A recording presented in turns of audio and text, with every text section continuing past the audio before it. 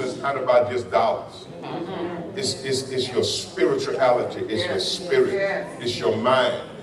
That's why one of the translations of spiritual minded is to be anointed in the mind, healed in the mind. Got to get the thinking.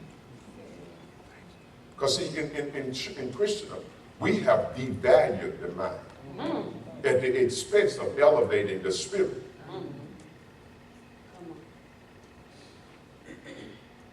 We call the mind carnal, which it is, unsaved. But Paul writes all the time about being spiritual minded. So it's not the mind that's the problem, it's what's on your mind that determines you are being spiritual or carnal. Yes. The mind is not bad, it's just it's the thoughts that's occupying. So why throw away the mind? We just read it. It's your greatest power. Aside from the Spirit of God, yes, but just as a faculty that you have, it's your power and your gateway to freedom. You got the keys. Now they act like they freezing. We almost through, so they go cut it down. Feel like their concentration is off. They see shut it off, Greg.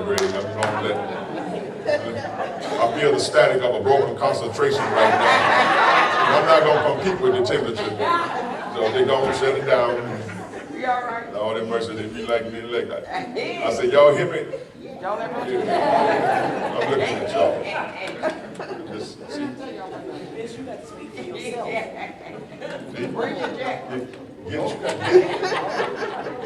Put your mind on the word. That's right.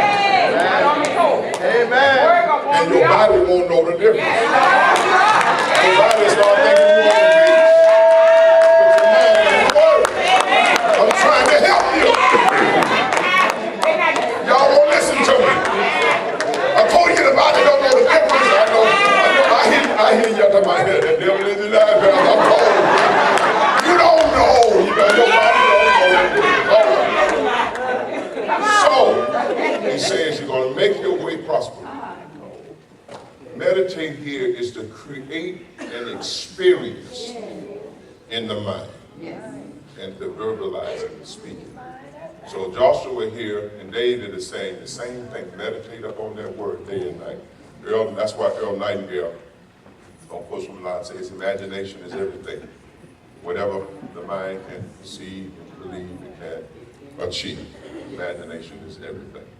And so understanding that in meditation, look at what Paul tells Timothy as a word of caution, advice, and instruction about how to lead his pastoralship and all. Meditate upon these things. That's all the truths and so forth that he has given in what God. Meditate upon these things. Look what he said. Give yourself entirely to them. That is right there. That your progress may be evident to all. The Amplified says, be absorbed, completely occupied with whatever it is that you're thinking. Another translation says, let it be like an obsession that consumes you. Be consumed like it's an obsession with it. I know that those words frighten us, but nonetheless, it says be absorbed, be completely occupied, concentrate on these things. Focus, because a lot of times when we're trying to do this, the enemy is shooting stuff at us. He's constantly bombarding the mind. Can I tell you something? Satan really can't blind your spirit. Your spirit is not subject to being blind. That's from God. Yes. That can't be blind. Yes. The spirit knows. It's the mind that can be blind. Yes. The God of this world blinds the minds of them who believe not. So it's not, your spirit is not blind. It cannot be. It's not subject. Satan can't put no cover over your spirit. Come on, man.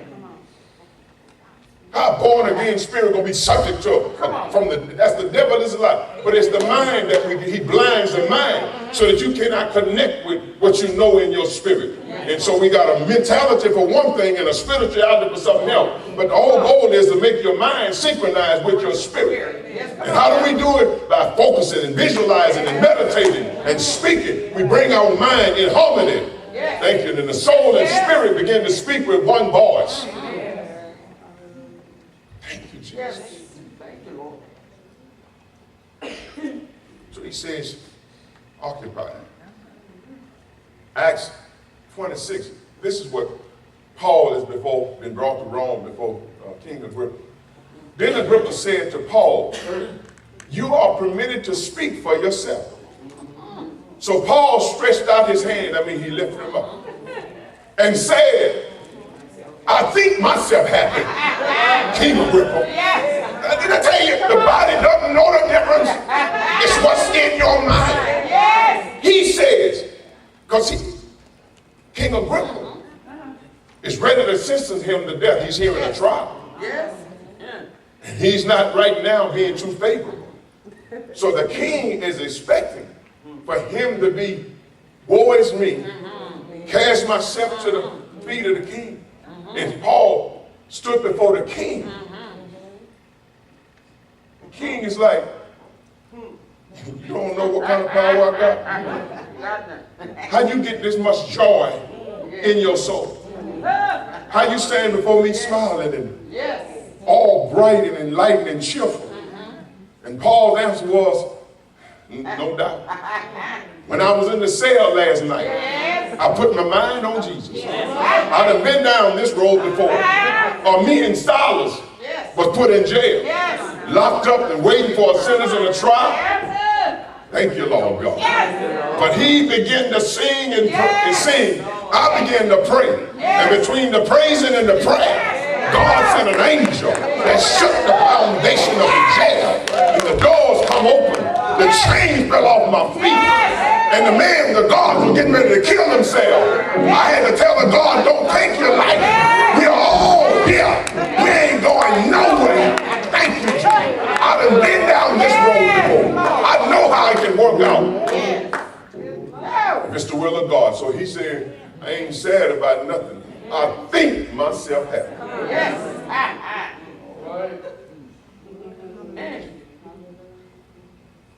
I think myself happy.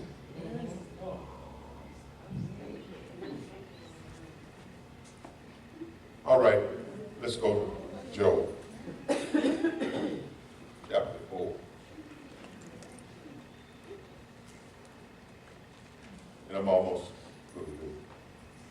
Now a word was secretly brought to me. That means nobody else heard it. A word was secretly brought to me. And my ear received a whisper. That means that Job heard it in his spirit. It wasn't an audible, like sometimes you might say that God spoke audibly some places. Here Job says, it was a whisper, signifying that I heard this in my spirit. Look what he says. In disquieting thoughts, which now affirms that this is going on the inside. What he's doing, what was he doing? He was lying on his bed, meditating upon God. Now he understood what was going on. I don't know why this happened. Satan has struck everything and took all this.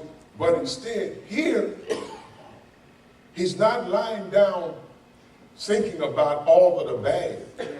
He said, I was meditating in disquieting thoughts.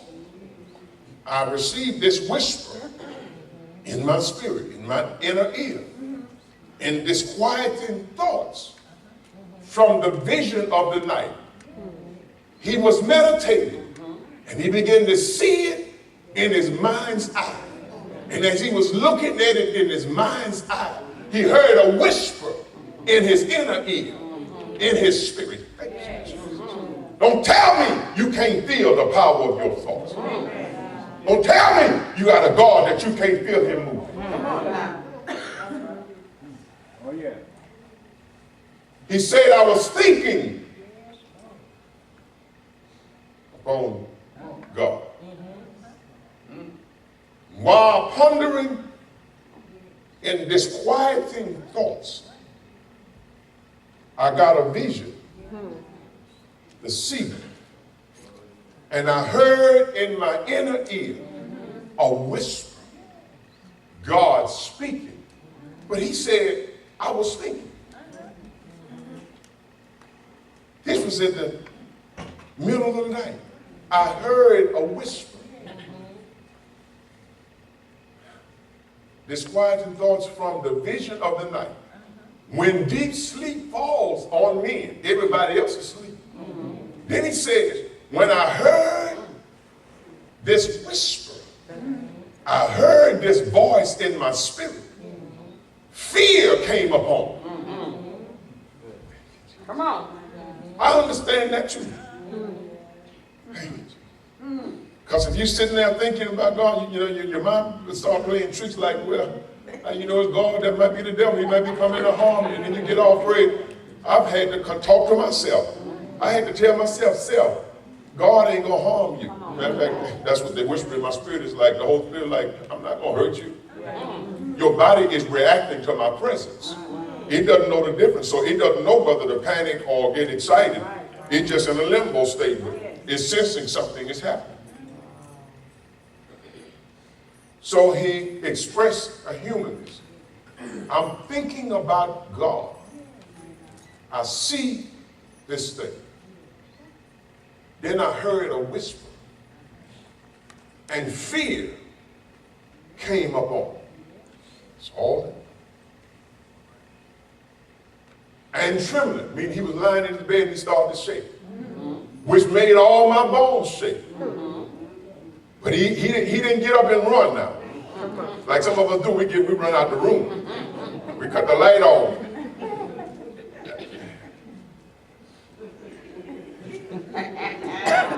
I done been where I had to sleep with the lamp on. Come on. See, y'all ain't.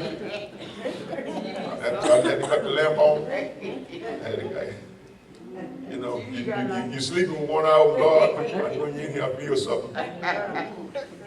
He says, which made all my bones shake. While he was lying there in deep thought, meditating, pondering, and hearing the voice of God speak. Look what he says. Now he's in thought now, meditating upon the word. Then a spirit passed before my face. He's in deep thought. His eyes are closed. He's meditating. He hears God speak in his spirit. His body starts to sense something is upon you. So naturally, I get a little bit fearful. And he says, why lying there with my eyes closed? A spirit came before. That's what he says. Passed before my face. The hairs of my body stood up, meaning I know somebody is in the room. Anybody ever been there and tell the whole truth? I can't see it with my natural eye. But when I close my eyes, I can sense a divine presence. That's what the hairs of my body stood up. The spirit stood still. But I could not discern its appearance. A form was before my eyes. Then there was silence. Lord, the spirit walked up and stood there. Didn't say nothing, didn't move right there. I'm lying in my bed trembling. Now we're going to hear what the spirit spoke. This whisper is this ordinary, strange kind of way that the wording comes out, but nonetheless it is what it is. Here's the whisper that he heard in his spirit. He says, and it stood still, there was silence. Then I heard a voice saying, that's the whisper in his spirit. Can mortal man be more righteous than God? In other words, it was God that had come in his room. Come on now. The point was, he was just thinking about the goodness of God. He was thinking, I don't know why all of this happened. I don't know why our children are gone. I don't know why, I got sickness in my body. I don't know why I lost all my possessions. But I know God is a good God. I know that my Redeemer lives. I know. I shall see him in the latter days stand. I'm going to see him for myself. I know.